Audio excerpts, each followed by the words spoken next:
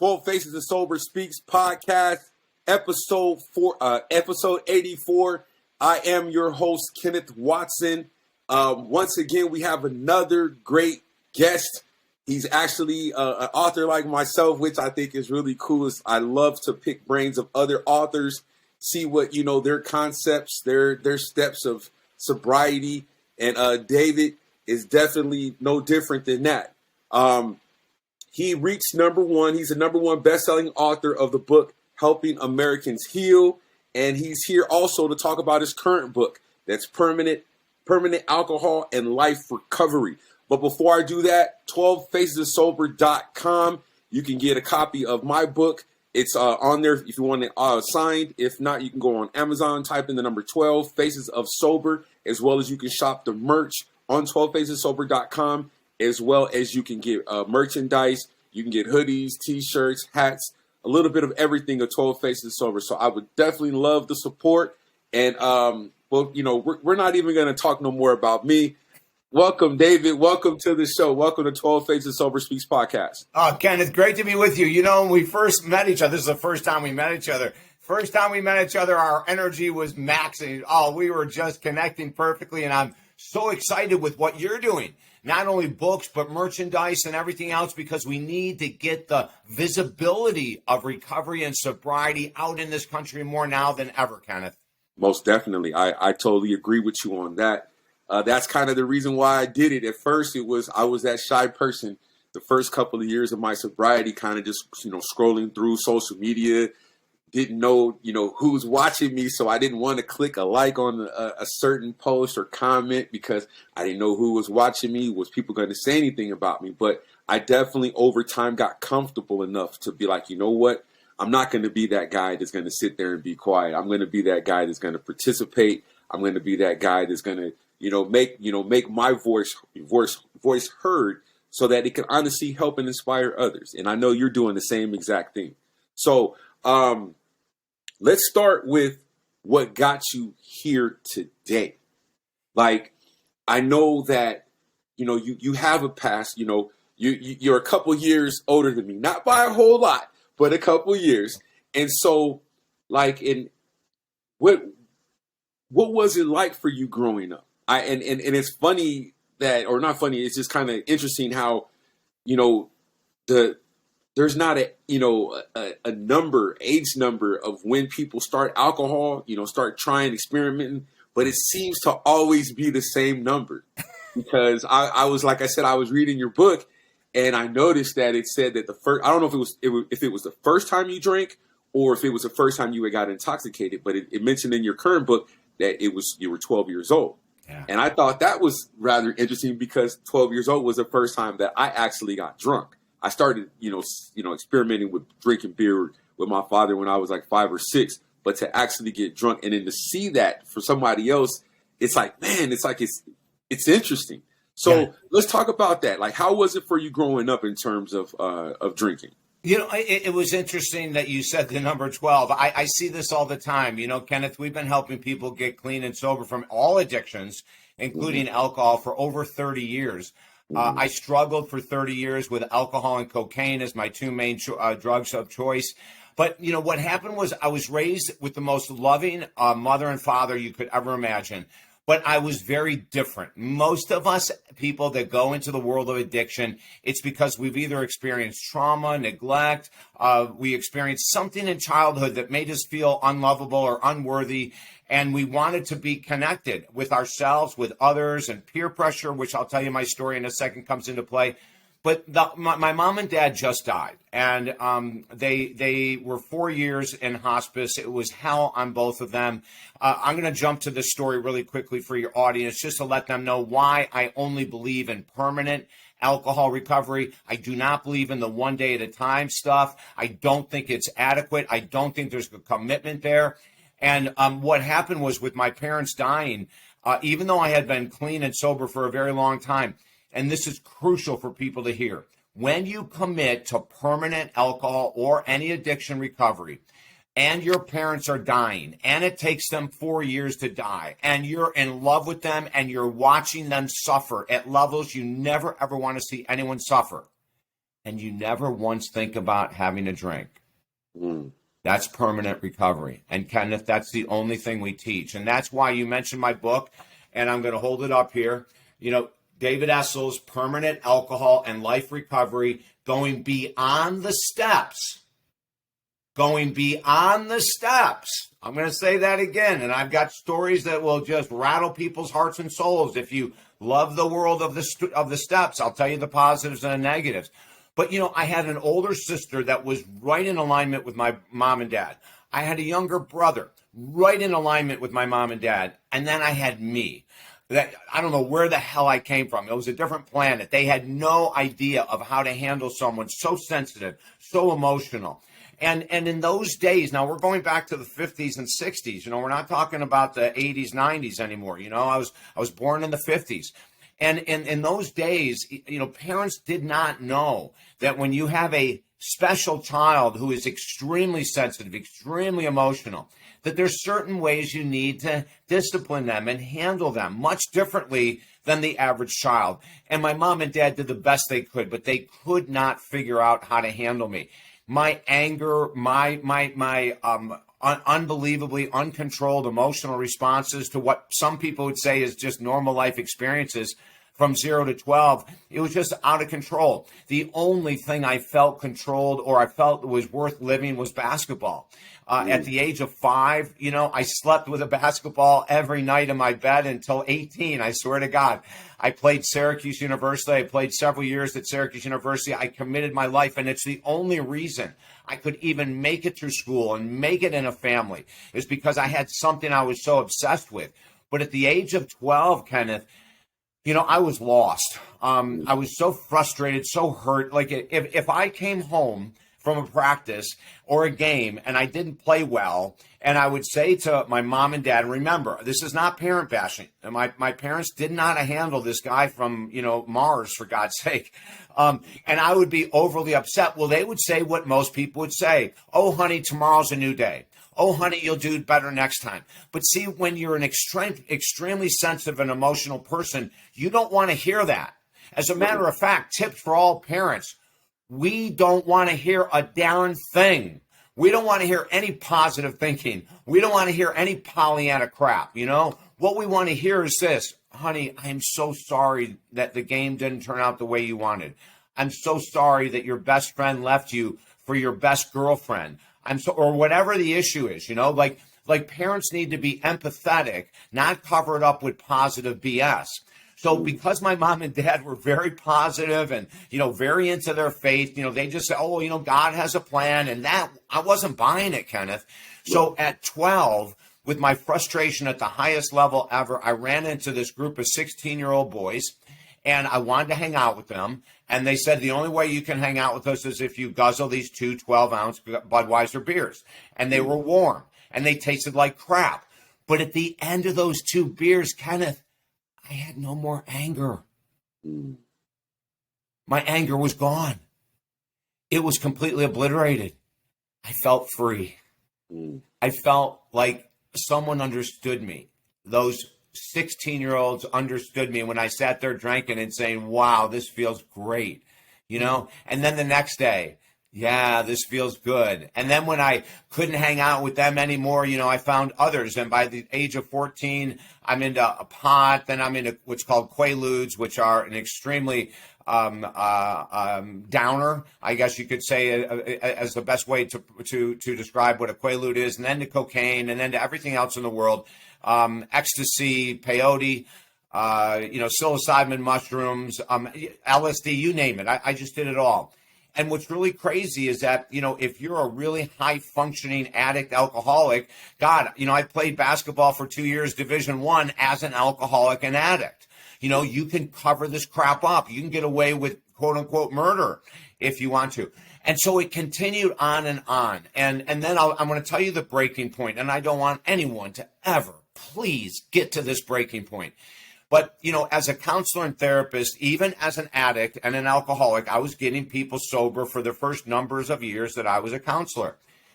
And then I couldn't cover it up anymore, you know. And in 1990, I had a failed suicide attempt. And I don't want anyone to reach that. And the reason why is that my small ego was so big, I didn't think I needed help. I thought I knew what I was doing. I was using alcohol to relax, to have fun, when I'm bored, all the reasons in the world that people, when I'm pissed off, when I'm, rageful, I use the substance to modify my emotional response to the world. And then it caught up with me. And in 1990, after that failed suicide attempt, and I'm going to say this, but do not use this as your reason, it became, Kenneth, one of the most important experiences of my entire existence, because I found a psychiatrist who would listen to me. I found a therapist who was empathetic. And they put me on medications for the first year that were so horrendous. I could barely sleep. I could barely function, but I never had suicidal ideation again. And at the end of 9 months, I went to the psychiatrist and said, Doc, listen, you've saved my life. And the therapist has saved my life. I can't stay on these medications. They're driving me nuts. There's one that keeps me up all night. There's one that makes me tired during the day. I said, I haven't had any. I said, would you please help me titrate down, which means decrease the level of the medication. And thank God he was so brilliant. He said yes, but I had a bargain with him. He said, I'll tell you what. There's an underlying reason that you were an alcoholic and an addict. There's an underlying reason that you tried to commit suicide. It has nothing to do with your parents. It has nothing to do with your past. It has something to do with inside you. And so in order to help you titrate down, I'm going to ask you to go through a myriad of medical tests to find out why you had to self-medicate for all those years. And I said, great. Kenneth, I'm sitting there going, oh my God, anything to get off these drugs. I'll do whatever this guy said. Dance on one foot in public nude? Oh yeah. If I can get off these medications, I'll do whatever the heck you need, Doc. So he titrates me down, and then he says, okay, I have an appointment for you. You're going in for mental evaluation. So what are you talking about? It's been 9 months. I haven't even had a suicidal ideation. He said, now's the time to find out why. Kenneth, I went through a series of tests, and they all came back, and I denied every one of them. I sat in front of them, and it said that I was dealing with deep clinical depression, and I had been since I was a child. I said, nonsense. I'm an author. I own a house on the beach. I drive a brand new car. Blah, blah, blah, blah, blah. I said, I'm not depressed. That's not the reason. The next thing that came up, David, you are also scaled very high on the generalized anxiety disorder evaluation. I said, nonsense. I don't have any anxiety. I love the work I do. Doc, I'm a counselor. I'm a therapist. I'm a radio host, a TV host. No. I don't have anxiety. Then the next thing, you have ADD. No way. Next, you have ADHD. No way. So we sat there mildly arguing, Kenneth. And then he said this to me. Since these tests have not awoken you to the reality of your addiction, I'm going to make a deal with you. I'm going to have you go through one more series of tests. You pick the facility. Doesn't have to be the one I recommended, but you're going to go through the same tests again. And I said, fine. I went through the same test. Same end result. And Kenneth, I couldn't argue anymore. And from that moment forward, I dedicated my life to the world of mental health. And that's why this book came out, because this book is not about substances. It's not about alcohol as the issue. It's about life is the issue. And our program is about life recovery. Alcohol isn't the problem. Opiates aren't the problem. Food isn't the problem. Gambling isn't the problem.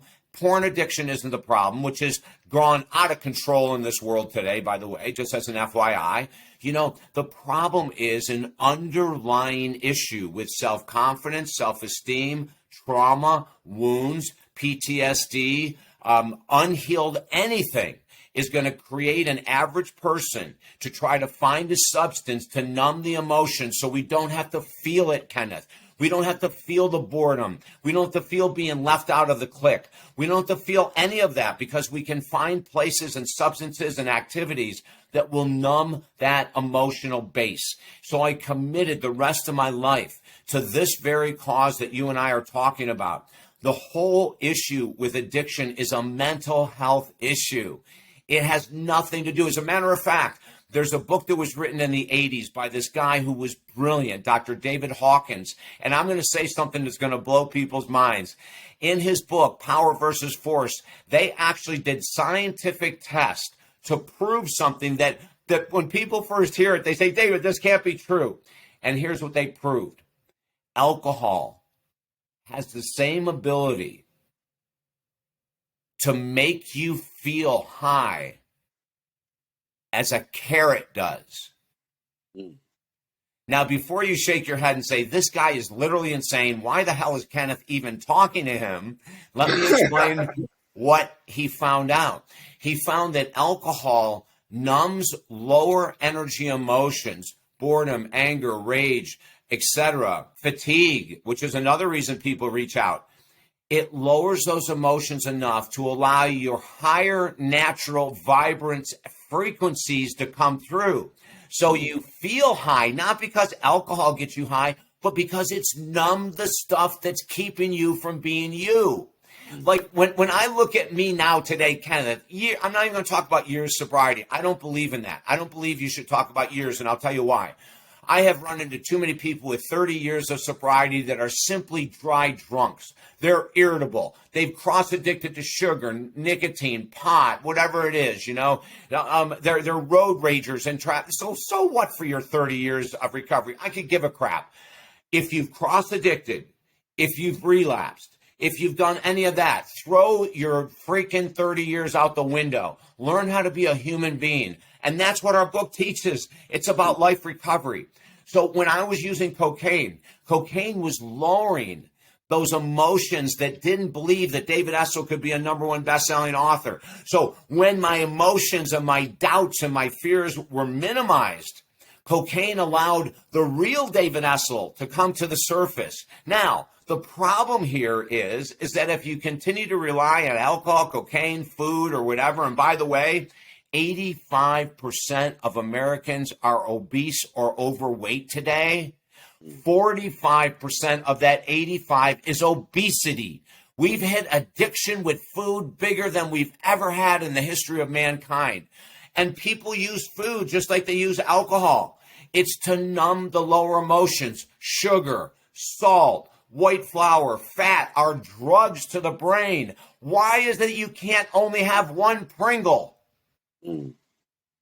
It's because salt numbs emotion, just like sugar does, just like fat does, just like your white flour, your pure white wheat spaghetti, your white bread, your white anything. You know, it goes directly to the pleasure center of the brain. Why do fast food restaurants make so much money today? Why do convenience food stores make so much money today? Because they've tapped in and they've loaded those foods with extra salt, extra sugar, extra fat, extra everything. So I know this is a very long answer to your very simple question, but I began at 12 because I didn't know how to emotionally regulate. I didn't know how to handle my emotions. My parents, no one knew. You know, back then, I remember this, Kenneth, my parents took me into our family doctor. It was still in the 50s. He sat behind his desk smoking cigarettes. That's what they did in the 50s, right? Yeah, I remember that reading. I was like, wow, they're trying to make you worse. Why, you know what I'm saying? Sitting in the doctor's office. You said that. You was like, yeah, the doctor was just sitting there taking a puff of a cigarette. I was like, wow. So my parents grew up in the 50s as well. So I'm thinking like, I'm sure they probably had to witness the same exact thing. Absolutely. And the only thing they could come up with in the 50s was that my erratic moods were due to allergies. Okay. That's it. That's the only thing they could come up with. You know, so my parents did everything in the world to try to combat my allergies, but my allergies were not the problem. My inability to deal with life, I had no coping skills, and my parents didn't know how to share coping skills, right? So anyway, you know, and this is what our new book is all about, you know, it's the underlying mental health issues. And this is where the world of addiction has lost its place. You know, I want to read something from the front of my book, if you don't mind, Kenneth. And we have endorsements from treatment center owners. We have endorsements from treatment center owners, ladies and gentlemen. Now, if that doesn't tell you something, they all understand that the 12-step model is not enough. It never has been. It never will be. It's never been updated. It was created in the 30s and 40s, but it's never been updated. But here's a guy who owns multiple treatment centers. And when he read my book a number of weeks ago, he allowed us to put his quote on the front cover. David Essel's recovery program should be instituted with every treatment center and therapist who deals with addiction treatment, period. Bob Long, president, Nova Medical. So we have very smart people that are like you, Kenneth. You read the book. We have very smart people that are going, holy crap, we need to change our approach to recovery or we're going to continue to see it go downhill. And thank you for one sharing that. Thank you for sharing the book without me asking to share, because I was going to do that. But there are some things that that I highlighted. Let me see, 1, 2, 3, 4. I got 4 things from your book that stood out to me. That, at least, like I said, because what I try to do is I try to see, like, is there any of this that can either something from my past, or is it something that I can be like, I've tried myself and I can say that it does work. And this one was about, let me see. One had to do with Reiki. And I remember doing that. I was in rehab. I'm a veteran. I'm not for sure if you knew about that. But no.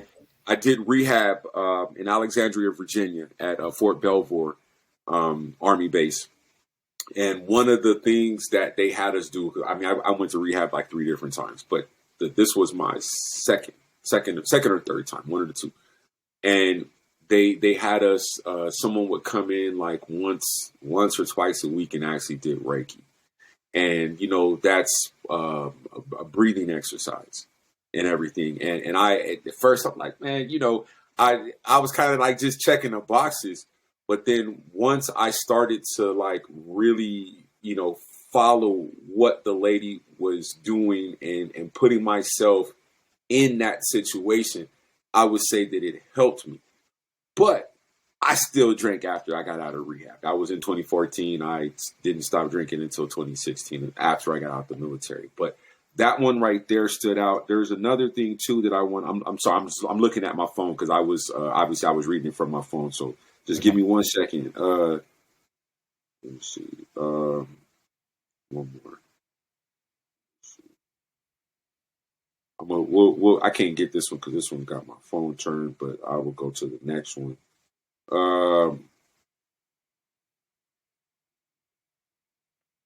And I like how you talked about one of them was underneath every addiction is a mental health issue. You brought that up, and my question to you is, seeing that, okay, you and I grew up in different eras, and obviously you knew that there was something that was off with you, but here it is, you have someone that is a professional that's telling you something totally different, despite the fact that you're like, okay, it's not this, but it's got to be something else. Even though you may not have been educated on the medical term itself, you knew something was off. Now, looking back at it, would there have been like something that you may have told your mom or your dad saying like, hey, I'm struggling with this, I'm struggling with that. Now, if that one particular doctor was not helping you guys, was there an option to say, okay, go look at another doctor, get a second opinion, or it was that doctor's decision and then that's all you dealt with? Kenneth, there's a big difference between 2023 and 1959, Okay. And in 1959, you did not question doctors. You did not question attorneys. You did not question anyone.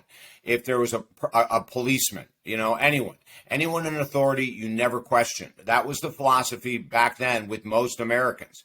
You just took whatever the professional said and you just bought it. And so when I kept going back to this doctor and he gave us some kind of medications for the allergies, but it never changed my behavior. I think it cleared up my nose a little bit, but it didn't do anything for my actual irrational, I think I could say right now, behaviors within my family.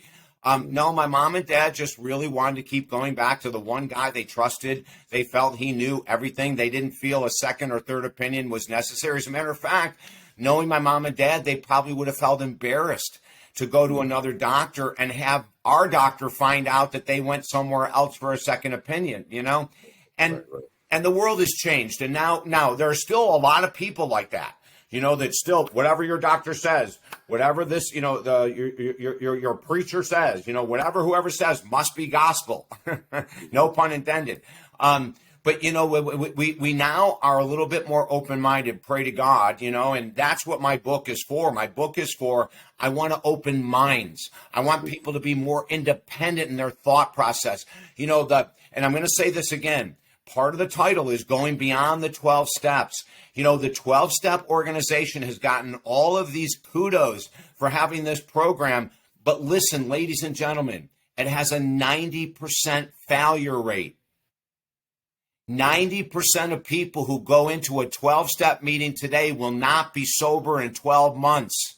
A 90% a failure rate. Now, this isn't just David Essel. This is Bob Long, the treatment center owner on the front of my book. This is Tammy Danilo, another treatment center owner on the back of my book, who put everything into 12-step, like most treatment centers do. And they finally got exhausted because it isn't working. So what we have to do is, like going back to my doctor, my doctor just saying it must be his allergies. Well, even before that, when 12-step was formed, there was nothing in it that has ever been updated. And a question, Kenneth, I ask you and the audience is this. Let's take a car dealership. What car dealership today in 2023 is operating the same way a car dealership operated 80 years ago? And I'll tell you, there's none in existence. If you have a car dealership working on manila folders and filing cabinets, you're not in business anymore. You have to update. Kenneth, your show is so important because we have to update. And if people want to go to 12-step, go. If it works for you and you never cross addict and you never relapse and you're not a dry drunk, well, keep going. Those 10% that, oh my God, I would never tell you stop going. But for the rest of us, you have two options. In our book, and you read the book, Kenneth, I reached out to the 12-step organization several times in the book and said, I am here to help you. And there's thousands of other counselors and therapists and psychiatrists that would love to help the 12-step program bring it up to 2023 or even up to 2000, for God's sake. I mean, we've got to get that thing moving because 12-step has a huge potential. They have a huge potential because they only charge $1, or if you have no money, you pay nothing. They have a huge potential to positively affect this horrendous disease. And let me make a comment about this horrendous disease called alcoholism. In our book, you'll read a quote from Dr. James Burton, one of the leading liver transplant doctors in the United States of America, who made a quote, and we used it in our book, and it says this: alcohol is the largest problem in America today. And when we said, where did he come up with that type of a quote? He backed it by saying this: in 1 week, just a couple months ago, I received 24 requests for liver transplants, not from derelicts, not from the homeless, but from high-functioning alcoholics. The average request we get is 2 a week. And just a couple months ago, we got 24 requests in 1 week. That tells us, Kenneth, how deep and serious this problem is in this country, how it's tearing families apart, how it's turning young children into future alcoholics and addicts. It is a serious mother of an issue. There is a 1,000% increase in online alcohol sales. There are what we call in the book, and I won't mention their names, alcohol entrepreneurs that will come to your door with 1 martini or 4 martinis, already mixed or shaken or stirred, however you want it, for God's sake. That's how insane this country got. Part of it is due to COVID. Part of it is due to the shutdown. Absolutely. But most of these people that have become full-blown alcoholics over the past 3 years already were drinking. They already had an issue. But then when you're locked in your home apartment, your mobile home for a number of months, depending on what state you're in, you have a tendency to start to go stir crazy. You don't know how to handle your emotions. You don't know how to handle boredom, being locked in with your wife or husband that you only see 10 hours a day and now you see 24. Not a good thing for a lot of couples. Same thing. You're locked in with your partner and 4 kids and no one's leaving the house. Well, eventually, if you don't have the skills that we give you in this freaking book, you're going to look for some substance to get you out of the pain you're in. Instead, you mentioned Reiki. We offer 200 freaking tools when people join our program. Deep breathing meditation, Reiki, massage therapy, all of these are options, but there's even bigger options like brain chemistry supplementation. When you're an alcoholic or an addict, your brain chemistry is completely whacked. Your serotonin, dopamine, GABA levels are down to about 0. And the only way you feel normal is when you're under the influence. That tells you that your dopamine, your serotonin, and your GABA is shot when you only feel, and that's how I only felt normal. Kenneth, I felt normal after a couple glasses of wine. I didn't feel like David Essel sober. Excuse me, but once I had a couple drinks, now I can chill, sit back, and I can chill and sit back today at a deeper level than I could when I was drinking or using through permanent recovery. And you said a couple of things. I didn't want to interrupt you. Now, I am the person that I've tried AA. I was in AA before I got sober. I think I started in 2008 with AA, so that's an 8-year gap. And I still have a sponsor to this day. But I will openly say that on my podcast, and I'm not afraid or ashamed of this, is that I don't follow the 12-step program like that. And it's probably because of that, because I was doing this when I was drinking.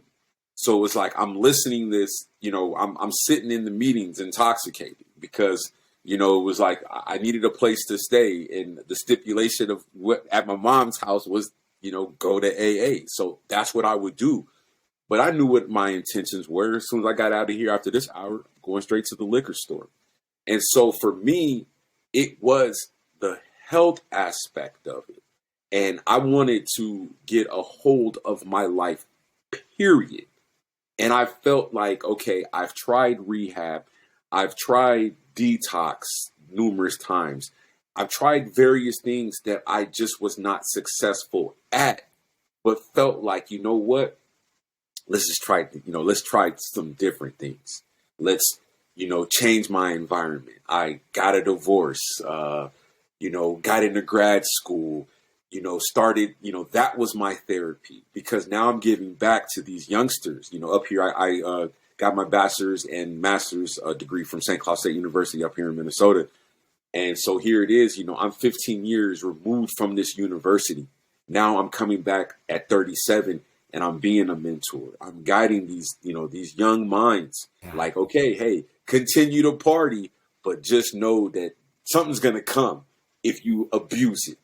Either you can try to get a hold of it now, or if you don't, you're going to be at my age, if not older, in a worse situation than me, because I could have been 12 phases sober would not be existing. I could be in jail or I could be dead because of the fact that I kept drinking.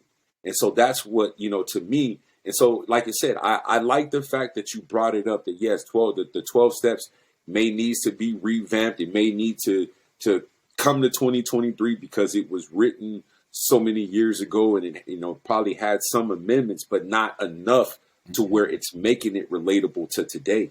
That's why, like I said, a lot of people are kind of sort of going away from it because of, do they believe in what they're reading today? You know what I'm saying? Because it is old text. You know what I'm saying? But like I said, you have books like you have put out that after each chapter is asking, what were your thoughts from this? What did you get from this? And that to me is like, okay, you have to really be in depth in here to know Like, okay, in the chapter, oh yeah, you want me to participate? Oh, I can answer that question because it was filled with enough information. You know what I'm saying? And that's what I liked about it. 'Cause I'm like, what? I'm like, is this the right thing you gave me? Because I was like, I swear to you, when I got to the end of the chapters, I was like, the first chapter, did he send me the right thing? I'm like, wait a minute. I'm like, what am I reading? And then I was like, oh, okay. And then it's like, oh, what did you get from the chapter? So on and so forth. And I was like, yeah, and it makes it more, like you're participating as you're reading. Yes. You know what I mean? And then you can go back and say, oh, this is what I got from it. Yeah. And then, like I said, if you read it a second time, you'd be like, well, I got something totally different because my perspective was different at that particular moment. So I think that's pretty cool. There was one more thing that I wanted to let me see. I swear I should have highlighted this. I didn't have time. Let me see. Oh, okay. I think that it's very important of what you said, and it to me this is by far that hit at home. I had fallen so deeply in love with my mother and father over the past many years that I was absolutely crushed beyond my own imagination of the pain that I had to go through and my own grieving process. That it hit home because both my parents are still alive. I'm very thankful and blessed. Like I said, they're probably about the same age as you. And they, my dad, recovering alcoholic. My mom, she never really drank like that. But I know that my mom witnessed more of my drinking past. And now, of course, she's happy at the fact that I'm sober. But I've had this discussion on my other podcasts about the grieving process because I see a lot of my former guests that have grieved or went through the loss of a parent or a partner and so on and so forth. And the fact that some of them may have relapsed or that may have been the reason why they got away from drinking is just a fact of like, people need to see that. That needs to be something that's discussed because it's a part of life. And especially if you lose someone that is close to you. And so I just wanted to, point that out because like I said, me and my mom are like super duper close. And I talked to her. Matter of fact, she called me this morning. I'm like, why is she calling me? My mom doesn't normally call me. So, but I call her every day just to check in and stuff. But yeah. I think it is important to have those, to be transparent. To address everything. And I believe in your book, you addressed everything. You addressed, you were vulnerable to yourself. You let the reader into your world. And I wanted to point that out to you as well. Kenneth, thank you so much. You mentioned the grieving process and, we have to look at that as a part of life, obviously. And this is one of the reasons that I love doing the work I do. And we only do one-on-one work. We don't believe in group work. And the reason why is that a lot of times in groups, people will not be honest. They won't be honest about their background. If they were molested as a child, they don't want the group to hear that. There's a lot of things they won't do in group work. But grieving is a part of life. And so we teach tools through the program and what you read in the book. We give you tools on how to move through life without relapse. And there isn't anything in life that can happen to you that should be an excuse to relapse. If you're in a permanent alcohol recovery program, there's no excuses. And I mentioned earlier, my mom and I love to hear what you say about your mom. Too many men do not say this. I fell in love with my mom so deeply. When I decided to get sober, I dedicated it to her because she never once gave up on me. She didn't like what I was doing. She made sure that I knew she didn't like what I did, but she never, Kenneth, made me feel unlovable.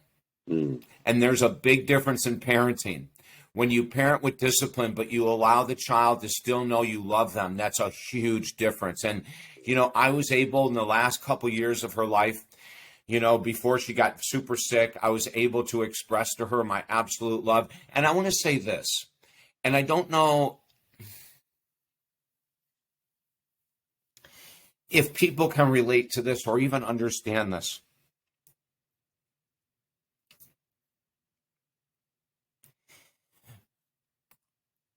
My emotions are so raw Mm.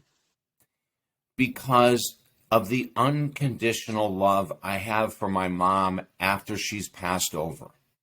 Mm. I love my mother more today than I've ever loved her in the past when she was alive. Mm. And that might sound strange to some people, but that's the positive effect of permanent alcohol recovery. You feel, you feel, and it's okay to love your mom when she dies. Mm. It's okay, to miss her, but not relapse. Like Mm. I wrote to her, Kenneth, 2 years ago when she died. For 10 straight months, I wrote letters to her every night. Mm. And I cried and I missed her. And I stayed sober because I was expressing my pain. I wasn't submerging it. The tears that you see right now are an absolute combination of pure bliss and joy and the sadness that I don't have my mom with me.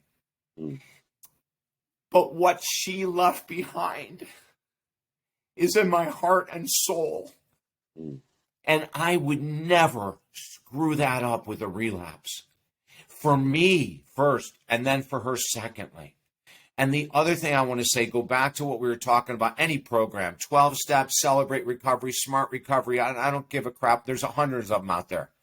If you're in a program that says, once you're an alcoholic, you're always an alcoholic, please walk out the door. Mm. If you're in a program that says, once you're a sex addict, you'll always be a sex addict, please walk out the door. Mm. And then find someone like me to teach you how to sit through that BS and get the gem out of the meeting without buying into the crap. There's a gentleman I'm working with right now who's a porn addict and an alcoholic. We got him free for months now from alcohol, and we just got him finally free. After 25 plus years of being a porn addict, we got him free. And he says to me, David, I can't believe this program. You've had me go deeper than any counselor, therapist, treatment center I've ever worked with. You've shown me things I've never seen. And he said, I want to go to a 12-step meeting, SAA, Sex Addicts Anonymous, only to support the work I'm doing with you. And I said, fine. I said, then take notes. And when you come in, let me help direct you on what to listen to and what not to listen to. And there was a minister that led this meeting every week that he went to. And the minister opened the meeting every time with this: I am Reverend whatever.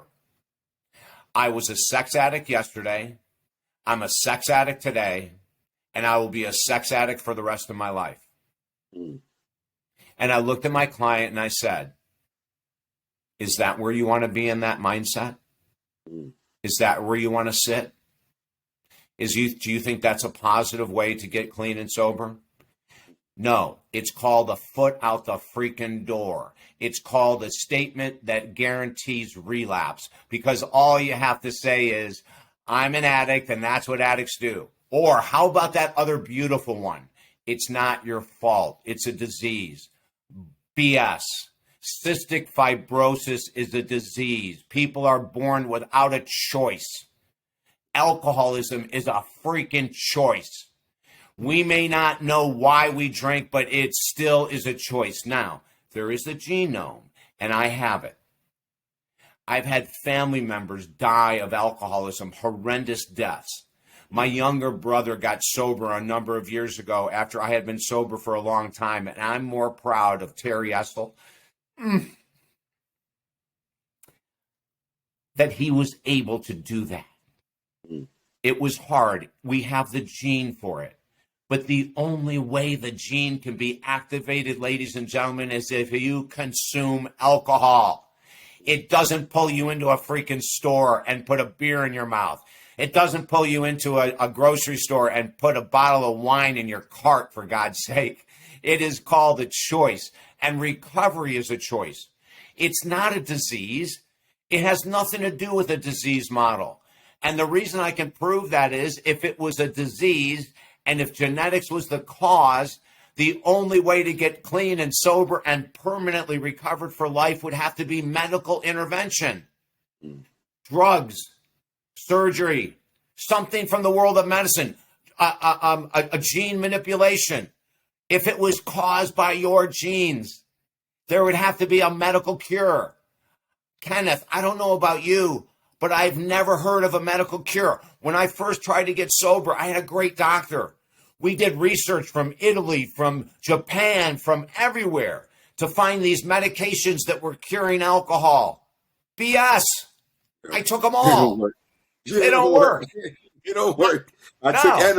took Antabuse. and no, it didn't work. No, and I was still drinking on Antabuse. Hey. I will say that. Kenneth, thank you for saying that. I have a client. No, I shouldn't say it. I had a client. I had to let him go. And he was on Antabuse, and he would time it. And when you take Antabuse, and it's supposed to go for 24 hours, there was a break where he found that he could drink heavily before he would wait several hours and then take the next Antabuse. Thank you, Kenneth, for your honesty. You've just opened up the world of minds to millions of people today with your statement. Yeah, that is very. I'm living proof. Now, look, I know we only have a couple more minutes. Yeah. Now, I wanted to touch on two quick things. You mentioned coaching. I don't want to leave out that as well as the book. Are you doing one-to-one coaching? I want to be able to, allow you to put out whatever information you can so that it brings you more and more people. So thank you, Kenneth. Not only the book, but like I said, if you got coaching or one-on-ones, whatever it is, please let them know. Let them know how and where they can reach you. Then you could also have TJ shoot me the info so that when I do upload this on YouTube, that it'll also be in the description as well. Yeah, we love our one-on-one work, and I want to tell you something, gang. You're never going to hear anything to make you feel ashamed of your addiction or guilty about your addiction. We don't use those tools. We only use love to help you get healed for the rest of your life. That's all we use.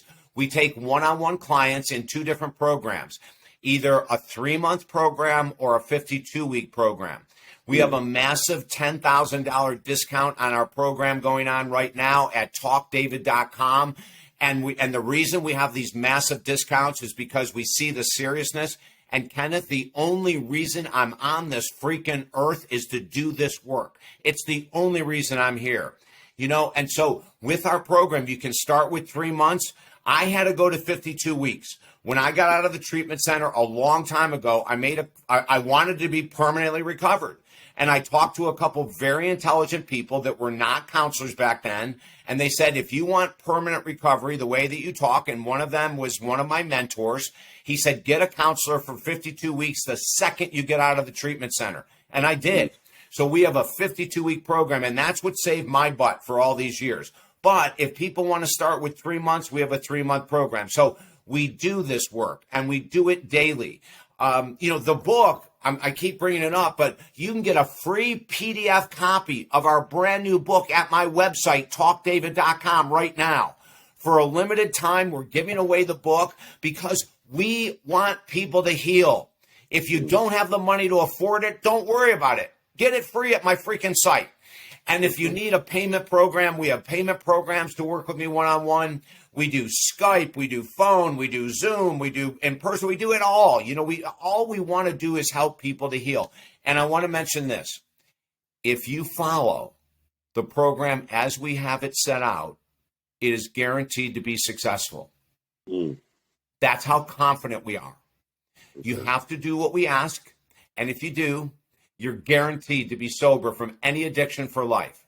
So take advantage of getting the free book. Take advantage of our huge discount on our coaching program right now. And Kenneth, I want to mention one other thing. I believe it's starting Monday. We have been certifying life coaches since 1996. And what we teach is a mental health and master life coach certification.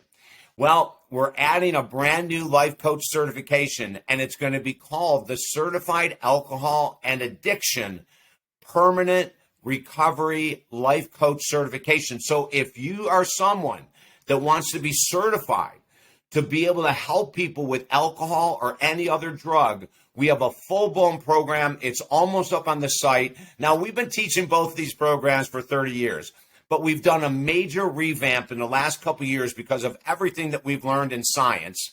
And now we're bringing this out too. So if you're a sponsor that wants to have a lot more information and be a valid sponsor with a 12-step organization, get certified with us so you really know what the heck you're doing. If you're a counselor and you work with addiction, but you're not having a lot of success, join our certification program. Anyone can join it. If you have a great desire because you used to struggle with addiction and you don't anymore, you don't need a background. You don't need training. We train the heck out of you. It's 40 hours long. So we will take our time and make sure when you walk away as a certified coach with addiction that you feel confident, that you feel secure. And if you're not into becoming a certified coach, but you're struggling with any addiction in the world, please do not pass up this chance to work with me one-on-one together. And Kenneth, I want to make this important point. I'm the only one that does the work. So I have a team of people, but none of them will work with you but me. So don't come in and think you're going to get shoved off with one of my mentees or anything like that. It's only me that does the work. So join us now and let's really make a difference in this world. Oh, I forgot. TalkDavid.com is the website. TalkDavid.com. And we have that as a name, Kenneth, because it's all I do is talk. Show the book one more time, just in case that they missed it. Just show it to them one more time. That's Permanent Alcohol and Life Recovery by David Essel. David, I want to say thank you so much for sharing. Thank you for your honesty. Thank you for the laughter. Thank you for the tears. I appreciate it, truly.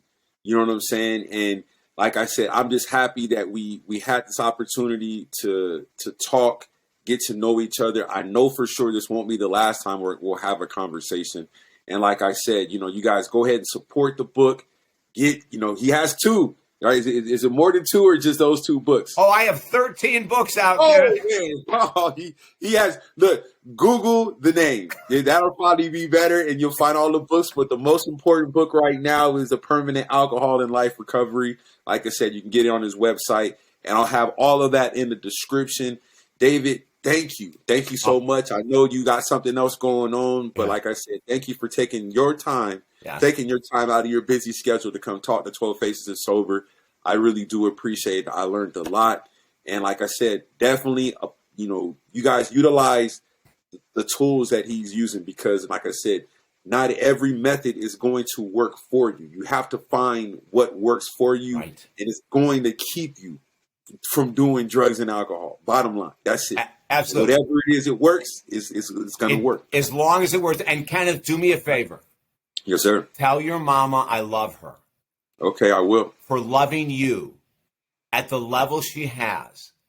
And through all of your challenges, just like all of my challenges to get clean, she's loved you through them all. She's loving you right now with the huge man you've become. And I want you to personally tell her that I love her for her ability to embrace you, to care for you, and to show you as a role model what an adult looks like. Your mom sounds phenomenal. Thank you. I appreciate it. All right. Well, like I said, ladies and gentlemen, this concludes another wonderful episode of 12 Faces Sober Speaks podcast. I am truly thankful that David Essel has blessed the show today. Now I can go outside and enjoy this nice weather in Minnesota. But thank you. And I really do appreciate it. And you guys tune into another wonderful episode of 12 Faces Sober. This is what I do. I love what I do. I love talking to people. I love learning from people that have more years in this game than I do. It makes me a better person. So again, David, thank you so much. And we'll definitely be in touch real soon. Thanks. Bye, Kenneth. All right. Take care.